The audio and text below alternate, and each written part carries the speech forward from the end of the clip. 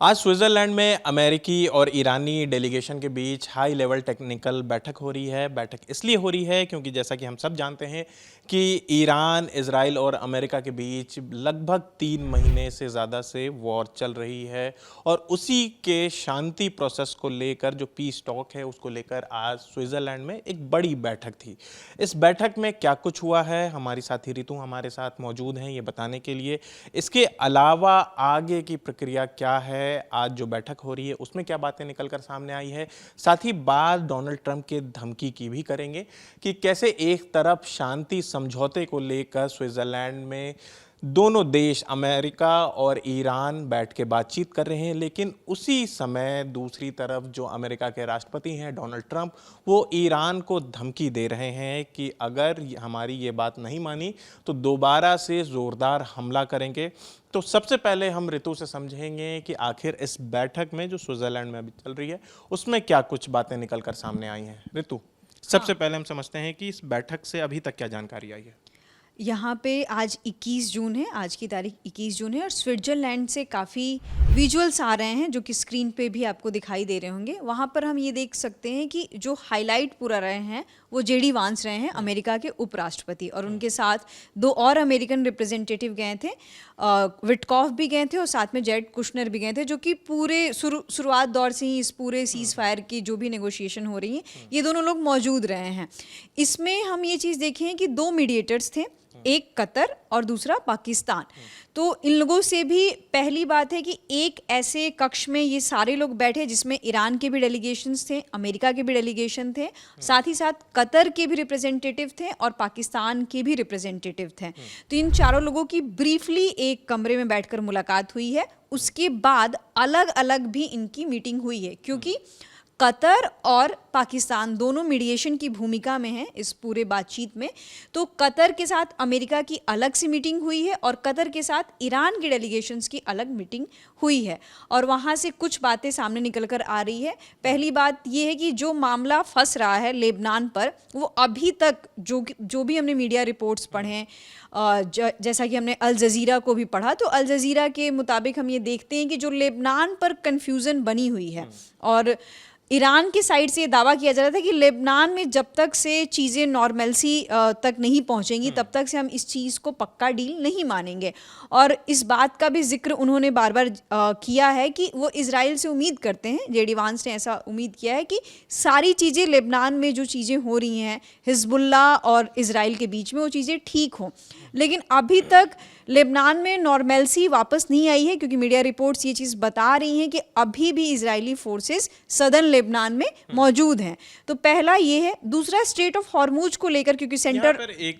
Minute में रोकूंगा। जैसे कि ये बात हमेशा से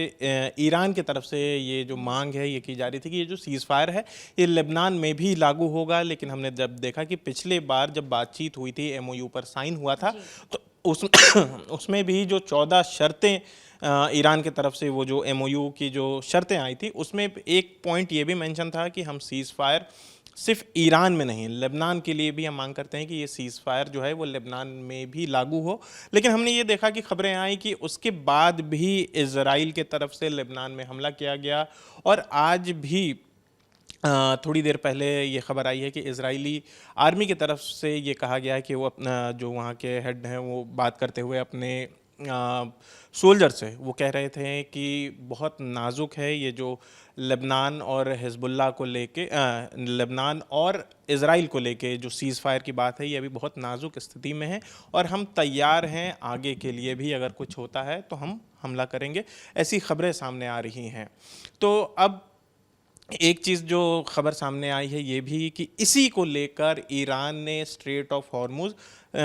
फिर से बंद करने का फैसला किया है और ये ऐलान किया है कि स्ट्रेट ऑफ हॉर्मुज हम फिर से बंद कर रहे हैं, क्योंकि जो इजराइल है वो इस सीज़ फायर को लेबनान में नहीं मान रहा है और इस सीज़ फायर का उल्लंघन है, इसलिए हम अब ये फिर से ये कदम उठा रहे हैं कि हम स्ट्रेट ऑफ हॉर्मुज को बंद करेंगे। यही खबर है जी। जैसा कि सैटरडे में डोनाल्ड ट्रंप का एक ट्रुथ सोशल पर पोस्ट आया था, आज भी उनका एक पोस्ट आया है कि वो ईरान को और भी ज़्यादा हार्ड तरीके से हिट करेंगे, ऐसा उनका ट्रुथ सोशल पे पोस्ट आया है। इसके बाद लोग ऐसी कयास लगा रहे थे कि स्विट्ज़रलैंड मीटिंग के बाद जो स्ट्रेट ऑफ हॉर्मुज में जो चीज़ें बंद हुई हैं, शिप्स बंद, उनकी आवाजाही बंद हुई हैं, वो अब नॉर्मलसी पे पहुंच जाएगी। लेकिन अभी तक की जो खबर है, जब हम ये वीडियो रिकॉर्ड कर रहे हैं तब तक से जो स्पेशल परमिट ईरान की लगती थी स्ट्रेट ऑफ हॉर्मुज में, तो उसमें कोई अभी तक नए परमिट को इशू नहीं किया गया है। इट मीन्स कि स्ट्रेट ऑफ हॉर्मुज में अभी भी नॉर्मलसी वापस नहीं आई है। हाँ, लेकिन यहाँ पर ये देखने वाली बात है कि ईरान एक तरफ दावा कर रहा है कि हमने इजराइल के हमले के बाद से ऋतु स्ट्रेट ऑफ हॉर्मुज को फिर से बंद कर दिया है, लेकिन वहीं अमेरिका का दावा है कि अभी भी आवाजाही नॉर्मल है, मतलब कि आवाजाही कंटिन्यू है जहाज़ों की, यानी कि कोई दिक्कत नहीं है, स्ट्रेट ऑफ हॉर्मुज बंद नहीं हुआ है। यहाँ पे दो देश हैं आमने सामने, दोनों देश के अपने अपने दावे हैं कि स्ट्रेट ऑफ हॉर्मुज, एक देश कह रहा है, ईरान कह रहा है कि हमने स्ट्रेट ऑफ हॉर्मुज बंद कर दिया है, उधर अमेरिका कह रहा है कि नहीं, अभी भी आवाजाही बरकरार है, सामान्य है। वहीं पे एक खास बात ऋतु ये है कि एक तरफ डोनाल्ड ट्रंप धमकी दे रहे हैं कि हम ईरान अगर हमारी बातें नहीं मानता है तो हम ईरान पर दोबारा से हमला करेंगे और बहुत ज़ोरदार हमला करेंगे, जैसा कि हमने पिछले हफ्ते किया था। लेकिन वहीं दूसरी तरफ जब ये बातचीत चल रही है अमेरिका और ईरान के बीच में, और मध्यस्थ हैं पाकिस्तान और कतर, तो वहाँ पर अमेरिका की तरफ से जो जेडी वैंस हैं उपराष्ट्रपति, उनका कहना यह है कि ये जो बातचीत जो हुई है स्विट्जरलैंड में, वो बहुत ऐतिहासिक हुई है कि आज से पहले हम दोनों कभी इतने सामने इतने अच्छे पॉजिटिव वे में कभी बातचीत नहीं हुई। तो ये जो कॉन्ट्राडिक्शन दिख रहा है आपस में ही, कि मतलब कि एक तरफ अमेरिका के राष्ट्रपति धमकी दे रहे हैं कि अगर बात नहीं मानी तो हम जोरदार हमला करेंगे, और वहीं उनके जो उपराष्ट्रपति हैं वो कह रहे हैं कि बातचीत बहुत ऐतिहासिक हुई। तो ये जरा समझ में नहीं आ रहा है कि क्या चल रहा है आपस में इन दोनों के। जी, जो अप्रैल में भी सीज फायर तथाकथित रूप से जो सीज फायर इन लोगों के बीच में डिसाइड हुआ था, तब से भी हम देख रहे थे कि लगातार एक दूसरे के बेसिस पे ये लोग हमला कर रहे थे, तो उस सीज फायर को भी फ्रेजाइल ही कहा जा रहा था इंटरनेशनल एक्सपर्ट्स के द्वारा। अब इसमें ये बात आ रही है जिस आप वाकये का जिक्र कर रहे हैं कि वो एक तरफ डोनाल्ड ट्रंप कह रहे हैं कि वो ईरान को ज़ोरदार तरीके से हिट करेंगे, दूसरी तरफ वो पाकिस्तान की भी जो उपराष्ट्रपति है इस पूरे मोमेंट को ऐतिहासिक बता रहे हैं। उन्होंने 2 लाइन बोली है, नहीं है अमेरिका में, अमेरिका, हाँ जी जी, उन्होंने 2 लाइन बोली है इस बारे में कि वो शहबाज शरीफ को हक करते हुए दिखाई दे रहे हैं, और उन्होंने बोला है कि मेरे लिए 2 इम्पॉर्टेंट लोग हैं, एक इंडिया, दूसरा पाकिस्तान। तो इंडियन इज़ माई वाइफ और पाकिस्तानी इज़ असीम मुनीर। और पिछले 3 महीनों में जितनी मैंने असीम मुनीर से बातें की हैं उतनी बातें मैंने किसी से भी नहीं की है। और वहीं हम देखते हैं कि 2 दिन पहले यही जेडी वांस एक पॉडकास्ट में पाकिस्तान की बुराई करते हुए नज़र आ रहे हैं, और जब उनसे ये सवाल पूछा गया कि जो भी शर्तें हैं उसको सार्वजनिक क्यों नहीं किया जा रहा है, जो 14 एग्रीमेंट है, मीडिया रिपोर्ट्स में दावा किया जा रहा था कि इन सारे शर्तों पे ये सारी चीज़ें हुई हैं, लेकिन उसको पब्लिक डोमेन में नहीं लाया गया था। तब इन्होंने इस चीज़ का जो ब्लेम था वो पाकिस्तान के ऊपर दिया था, चूँकि पाकिस्तान मीडिएशन की भूमिका में है और उनके यहाँ से ट्रांसपेरेंसी का इशू है, इसीलिए वो चीज़ नहीं कर रहे हैं। तो जो अप्रोच भी हम देख रहे हैं किसी कंट्री के प्रति, जैसे मीडिएशन की भूमिका में अगर आप पाकिस्तान को मान रहे हैं, पर उसी मीडिएशन की भूमिका में हम देख रहे हैं कि इनके अप्रोचेस में भी काफ़ी कॉन्ट्राडिक्टरी चीज़ें नज़र आ रही हैं। जी तो चलिए, जैसा कि हम जान ही रहे हैं कि आज स्विट्ज़रलैंड में बातचीत चल रही है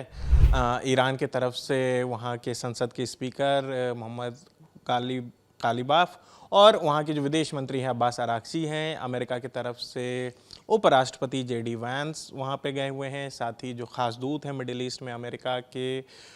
स्टीव विटकॉफ वो भी हैं, और उनके साथ हैं डोनाल्ड ट्रंप के दामाद जेरेड कुशनर। और वहीं बात करें पाकिस्तान की तरफ से, तो पाकिस्तान की तरफ से पाकिस्तान के प्रधानमंत्री शहबाज शरीफ हैं, और उनके साथ आसिम मुनीर भी वहाँ पे मौजूद हैं। और अगर दूसरा जो मध्यस्थ है अमेरिका और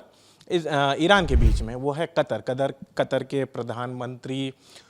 शेख मोहम्मद बिन अब्दुल रहमान बिन जासिम अल थानी, ये पूरा नाम है, वो भी वहाँ पर मौजूद हैं और बातचीत चल रही है। जो भी जानकारी सामने आई वो हमने बताने की कोशिश की है आपको ये खबर कैसी लगी हमें कमेंट करके ज़रूर बताएं। मेरे साथ हमारी साथी ऋतु थी, मेरा नाम आसिफ असरार है। देश और दुनिया की तमाम खबरों के लिए देखते रहिए दी ललन टॉप। शुक्रिया।